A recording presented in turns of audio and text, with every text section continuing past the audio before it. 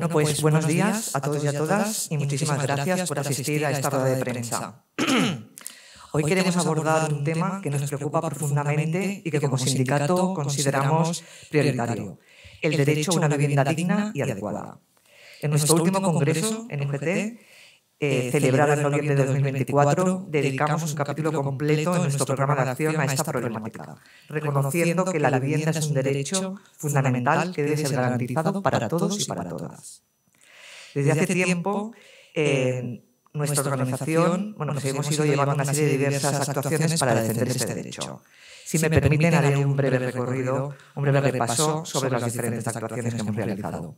En octubre de 2024 presentamos una reclamación colectiva ante el Comité Europeo de Derechos Sociales, exigiendo que se respete el artículo 31 de la Carta Social Europea revisada, que afirma claramente que toda persona en el marco del Consejo de Europa tiene derecho a una vivienda digna.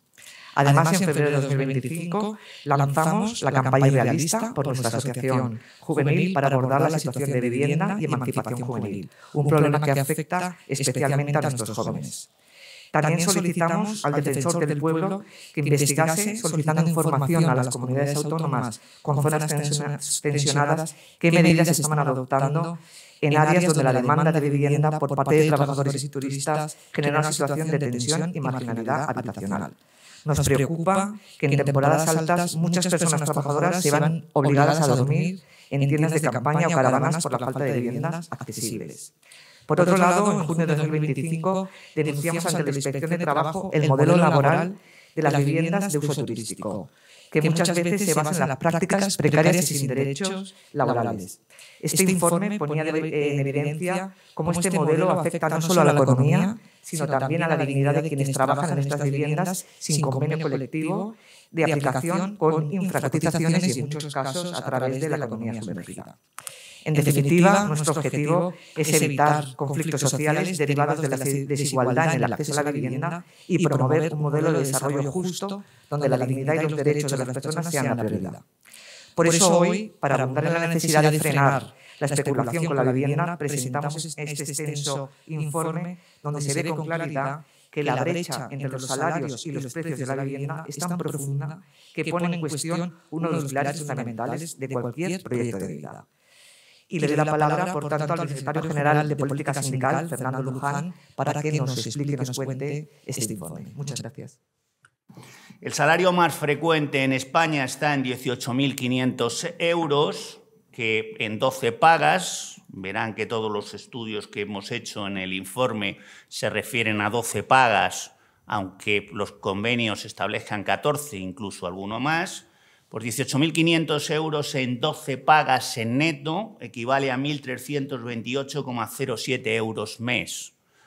Verán que hay esfuerzo hipotecario y esfuerzo de alquileres cercanos a estas cifras. Esto supone que con el salario más frecuente no se pueda alquilar una casa, no se pueda comprar una casa. Luego me referiré.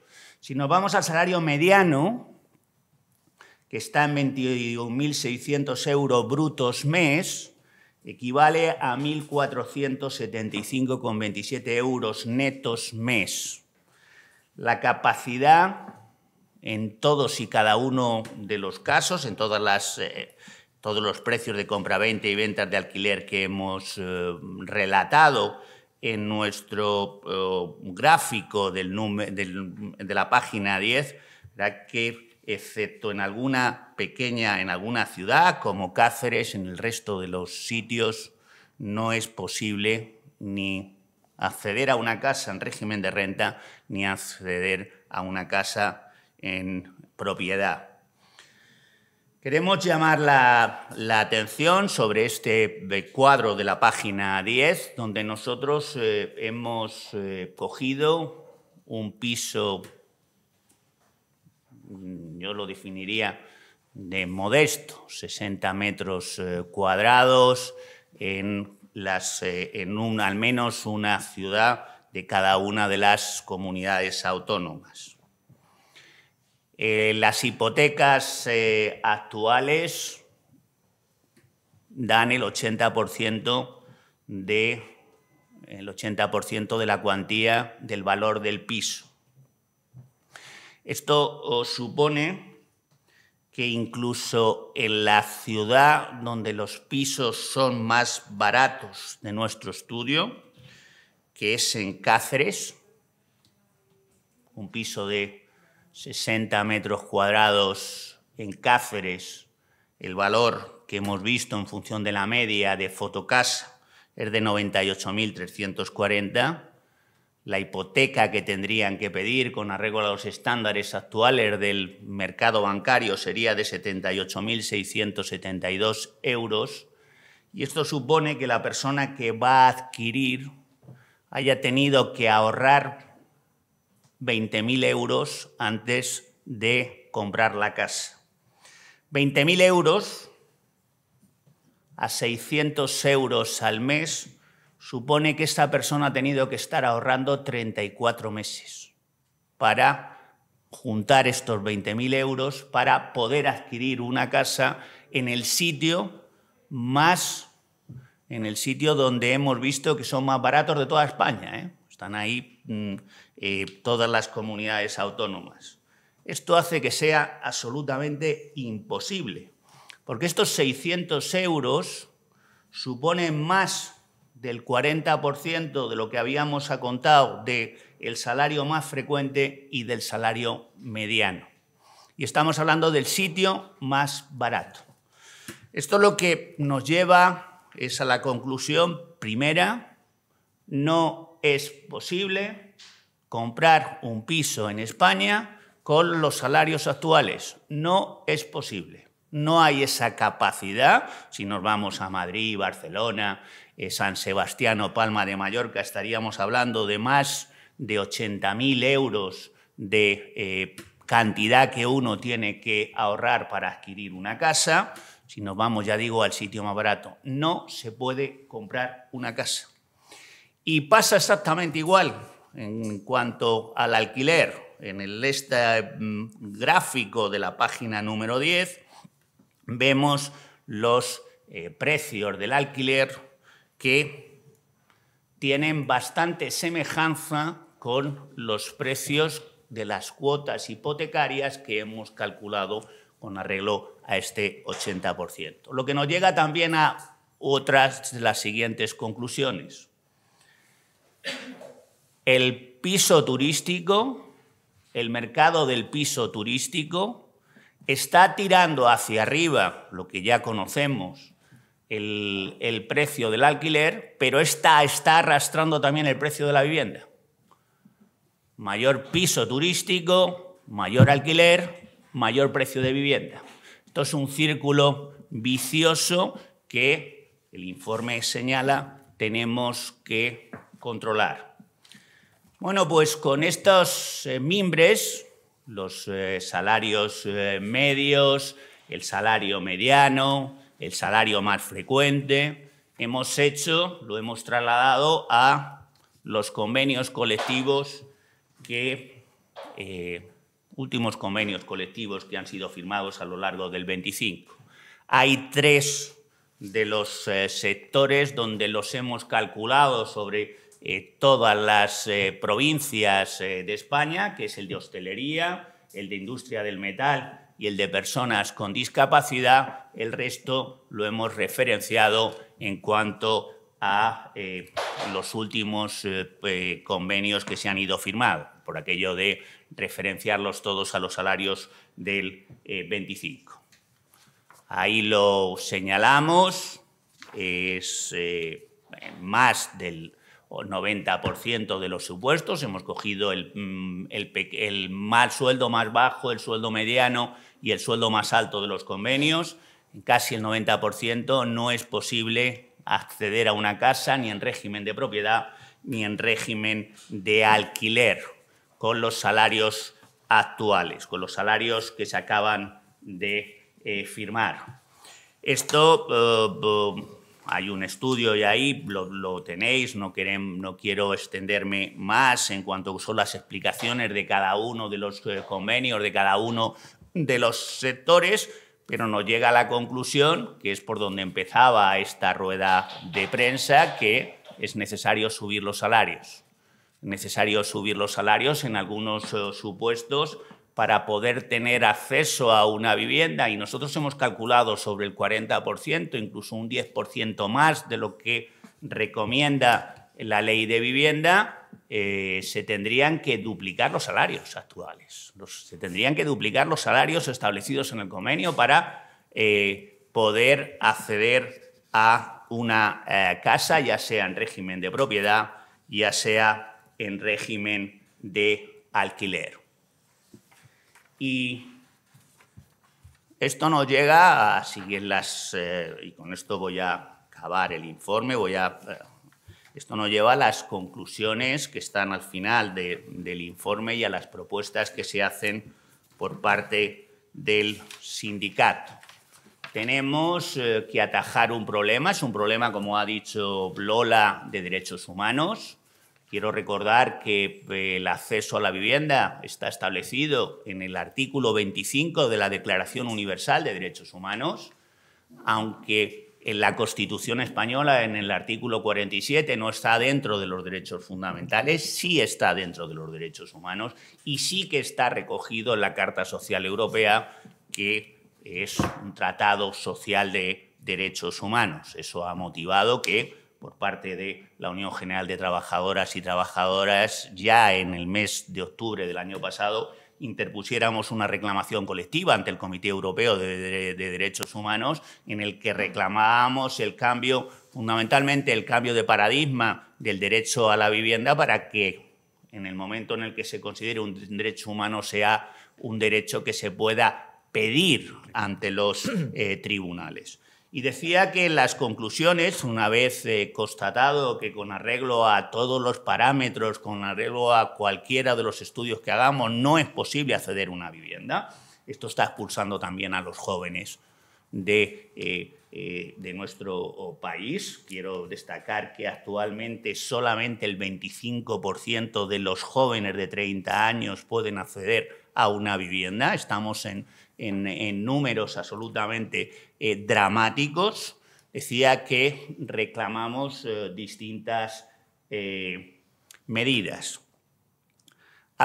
Reclamamos la aplicación efectiva íntegra de la Ley de Vivienda en todo el Estado, el que haya comunidades autónomas que se estén extrayendo de cumplir con la ley está provocando sufrimiento a las personas trabajadoras.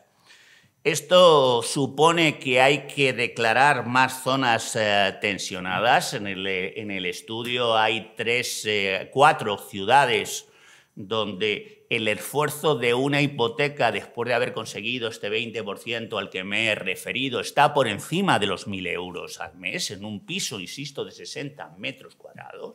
No es posible. Por lo tanto, hay que declarar zonas tensionadas y regular los precios del alquiler. También hay que regular los pisos turísticos. Ya he contado los vasos comunicantes entre los precios del alquiler, los precios turísticos y los precios de la adquisición de vivienda. Se tiene que incrementar para liberar un poco tensión el parque público de vivienda social. Estamos actualmente en el 0,6% del PIB. Hace 20 años estábamos por encima del 1,5%. Se tienen que aplicar medidas fiscales y regulatorias que frenen la especulación y movilicen viviendas vacías. En este sentido, quiero felicitar a la Vicesecretaría General con la magnífica iniciativa de denunciar ante la Inspección de Trabajo las condiciones laborales de los pisos turísticos. El caso de Madrid, que ponemos en el informe, es un caso paradigmático, pero desgraciadamente no es el único, donde 9 de cada 10 viviendas de piso turístico son ilegales, no están sometidas a ningún tipo de control, y esto tiene efectos en las condiciones laborales. No se cotiza, no se declaran los salarios, no se declaran los beneficios a la hacienda pública, pero también tiene, obviamente, unos efectos en el mercado de la vivienda. Por lo tanto, tenemos que adoptar medidas, las distintas administraciones públicas tienen que adoptar medidas para frenar la especulación y movilizar viviendas vacías. Nosotros somos un sindicato y como somos un sindicato tenemos que incorporar a la negociación colectiva la elevación de los salarios y vincular también esta elevación de los salarios, lo ponemos al final de nuestro informe, el mercado de la vivienda. Estamos diciendo que siendo esto un derecho básico, los precios en los que están, las dificultades que se tienen por no las imposibilidades de acceder a la vivienda, esto debería de contar también a la hora de regular los salarios. Haremos alguna propuesta más relacionada con la negociación colectiva. Y por último, tenemos que instar una política coordinada entre el Estado, las comunidades autónomas, las entidades locales para dar cumplimiento al artículo 47, detectar este problema que ocurre ya a la gran mayoría de la población española y salvar un derecho básico a las personas trabajadoras, a la mayor parte de la sociedad. Verán también que en el último folio de nuestro informe hacemos otra propuesta que va destinada a abrir espacios de negociación del diálogo social en las comunidades autónomas con una mayor tensión residencial. Queremos que las autoridades autonómicas, junto con las organizaciones empresariales, específicamente la patronal de la construcción y la patronal de la hostelería y del turismo, junto con las organizaciones sindicales, afronten este problema. Y lo afronten dando posibilidades de soluciones habitacionales, examinar las dificultades de acceso a la vivienda y relacionar esto con algo de lo que se queja con frecuencia la patronal, que es la existencia de vacantes. Si el acceso a la vivienda en Baleares supone por encima de los 1.100 euros en cualquiera de los regímenes que podamos, el de renta o el del alquiler, ¿qué salario se le debe de abonar a una persona trabajadora para que quiera ir a trabajar allí? ¿Qué salario se le debe dar si ya tiene que destinar una vivienda de 60 metros cuadrados, más de 1.100 euros mensuales? Por lo tanto, no solamente es un problema nuestro, es un problema también de las organizaciones empresariales. Decimos que dentro de este diálogo social que se debe de abrir en las comunidades autónomas se estudien los convenios de aplicación, se hable también de las existencias de las vacantes no cubiertas, de cuál es la dificultad de acceso a la vivienda y de qué manera se le puede dar solución entre lo que aporte las comunidades autónomas, aporte las patronales específicas, ya he dicho, del sector de la construcción, de la hostelería o del turismo, para dar salida a estas dificultades de las personas trabajadoras, pero también de las propias empresas.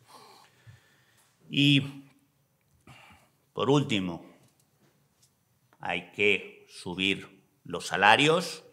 Los salarios tienen que tener, ya digo, un reflejo específico en la negociación, digo, en la vivienda debe tener un reflejo específico en la negociación colectiva. Así lo vamos también a impulsar en el próximo acuerdo por el empleo y la negociación colectiva. Y a estas referencias que son la vivienda se le debe de unir a algo que es los datos extraídos del Observatorio de Márgenes Empresariales. Afortunadamente, contamos con una buena herramienta para saber cuál es la marcha de las empresas y de los sectores, que es el Observatorio de Márgenes Empresariales. Sabéis que esto es la mezcla de los datos del IVA más el impuesto de sociedades, más lo que se presenta en el registro mercantil. Con esto se saca más las retenciones de los salarios, de esto se sacan los márgenes empresariales. Esto se debe de incorporar de manera natural a la negociación colectiva. Ya digo que estos dos elementos podrán hacer que se afronte urgentemente el problema que tenemos de la vivienda, también que los convenios colectivos sufran un alza hacia arriba de lo que son los salarios. Con esto, un breve resumen de todo el informe. Nos quedamos a las preguntas que quieran hacer.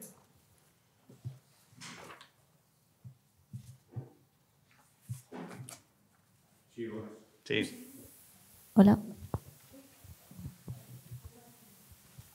Buenos días. Soy Lara Villanueva, de Radio Nacional. Quería preguntarles, pedirles una valoración del reciente acuerdo comercial alcanzado por Europa y Estados Unidos, con esos aranceles que se quedan en el 15%, y en relación al tema de hoy, ¿cómo valoran que podría afectar a los salarios de los españoles? Gracias.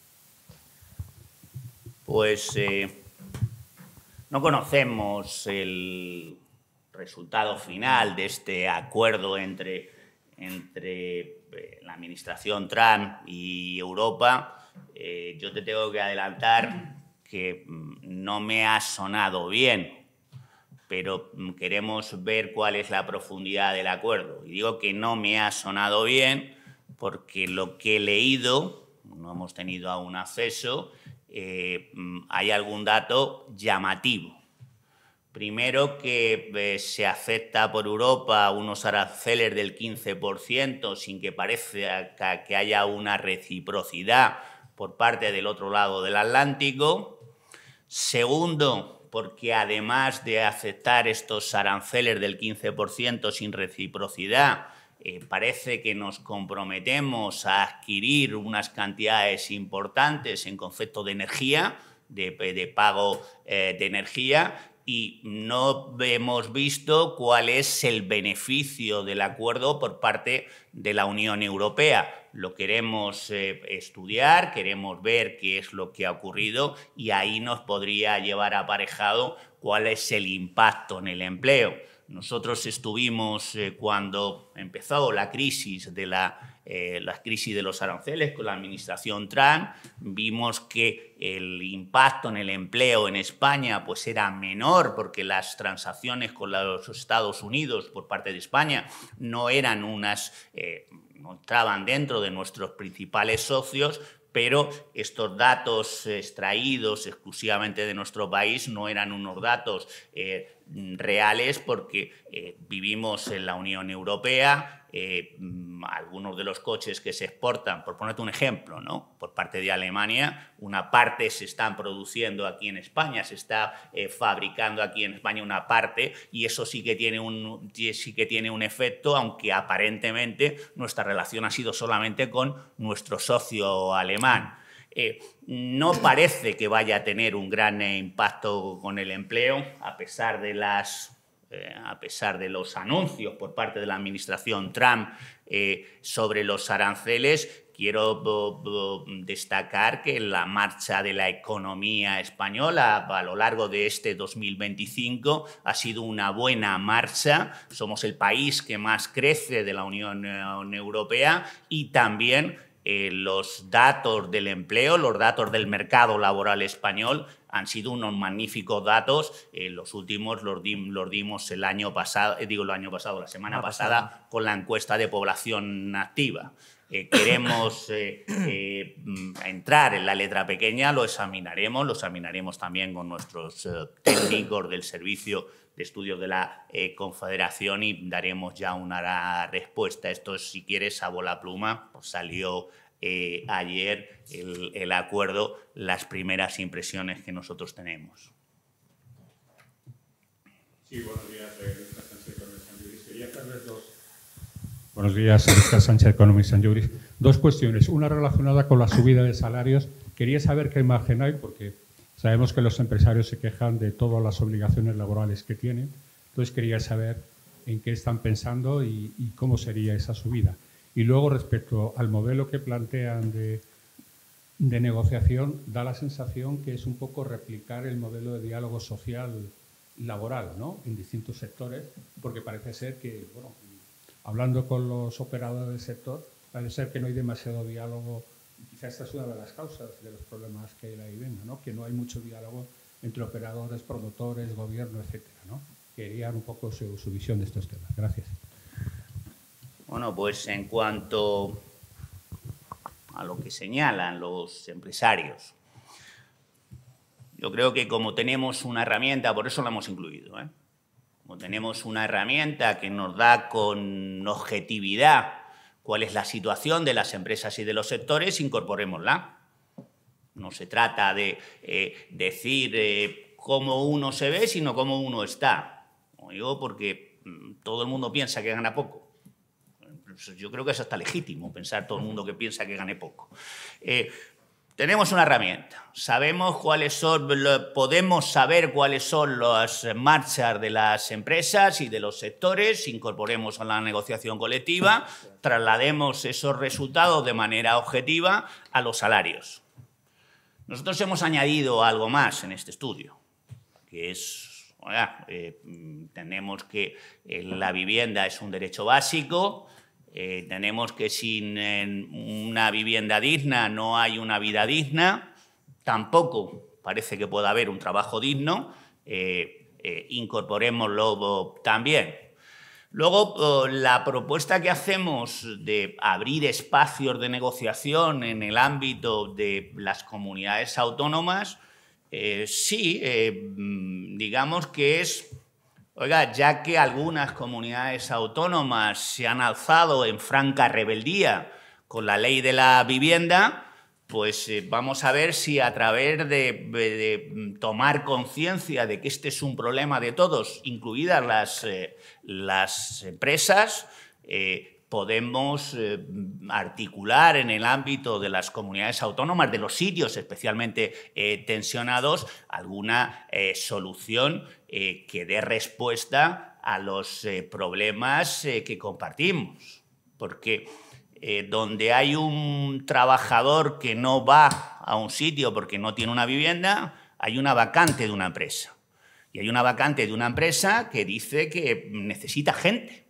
Esto también es un problema de la comunidad autónoma o del ayuntamiento, es decir, que por eso decimos, bueno, vamos a ver de qué manera podemos suplir estas deficiencias que son obvias. Nosotros lo hemos sacado desde la parte que nos toca, que es la parte de los salarios, de la capacidad adquisitiva que tienen los salarios, las personas trabajadoras a las cuales representamos, pero efectivamente es un problema compartido. Estoy de acuerdo de que se deberían de abrir ámbitos y probablemente tratar el problema de la vivienda como un problema de Estado y no como un problema político partidario en función de quién ha hecho la ley o de función de quién gobierna determinada comunidad autónoma.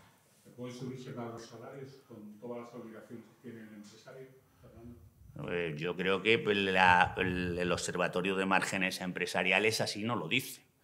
Porque al final es las obligaciones que se señalan por parte de las empresas, que son obligaciones que ocurren en todo el mundo. Todo el mundo tiene que pagar sus cotizaciones sociales, todo el mundo tiene que pagar sus impuestos.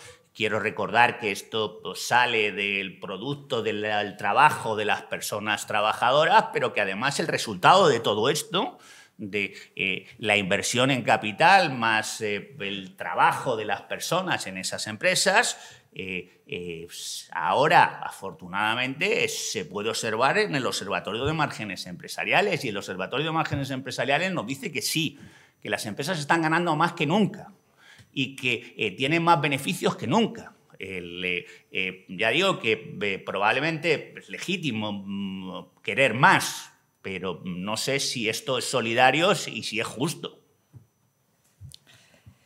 Y luego, por complementar un poco la respuesta de Fernando Luján, como dijimos en su momento, desde Espacio Vivienda Digna, nosotros vamos presentando diferentes informes sobre diferentes materias.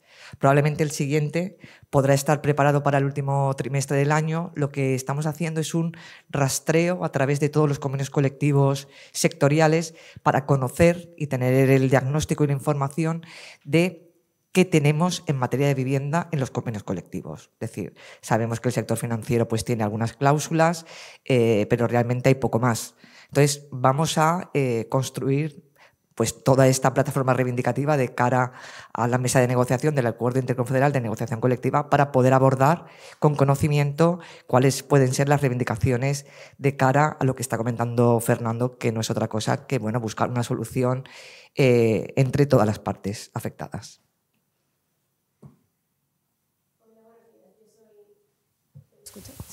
Noelia Casado, del Economista. Al hilo de lo que estaban comentando precisamente, quería preguntarles si podían concretar un poco más cómo pretenden o tienen intención de incorporar el factor de la vivienda en el próximo ANC o en las conversaciones con la patronal para este acuerdo, y si han identificado que la materia de la vivienda ya está dificultando que se cierren convenios colectivos en algunas provincias por esta subida salarial, ¿no? Que puede ser menor al impacto que están teniendo la subida de los precios de la vivienda. Y por otro lado, les quería preguntar, el Ministerio de Vivienda les incluyó en el Consejo Asesor de la Vivienda y quería preguntarles qué valoración hacen de este órgano y si creen que el Gobierno está teniendo en cuenta sus propuestas a la hora de desarrollar las políticas. Gracias.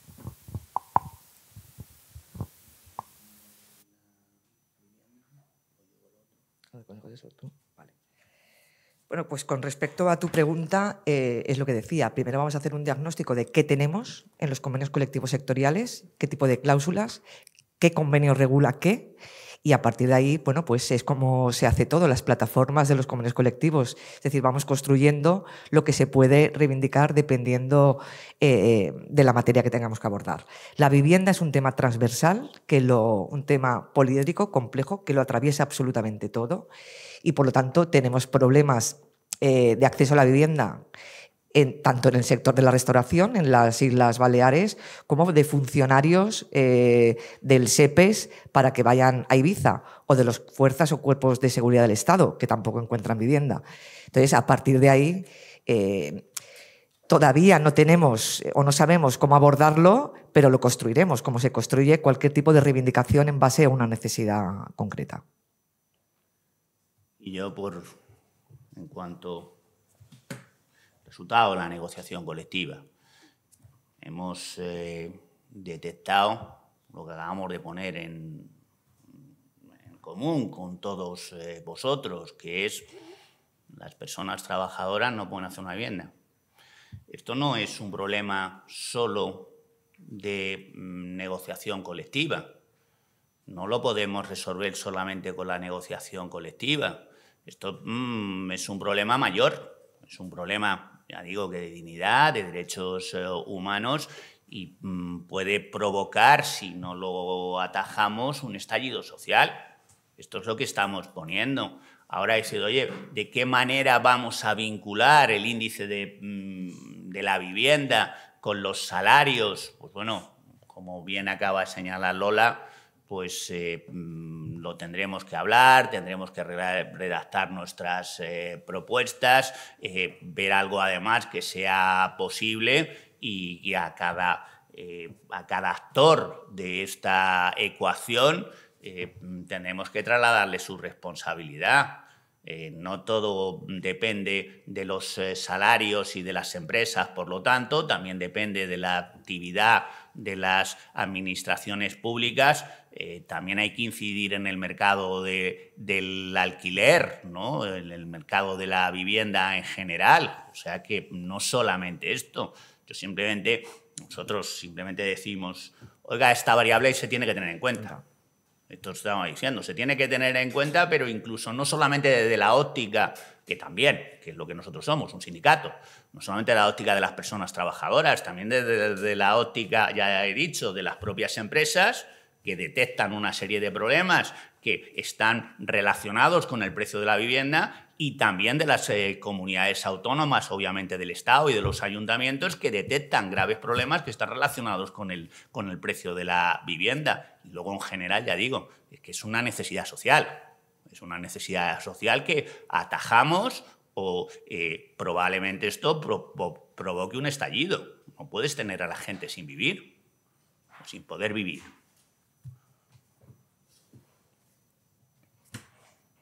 Pues terminamos. Muy bien. Muchas gracias. Muchas gracias.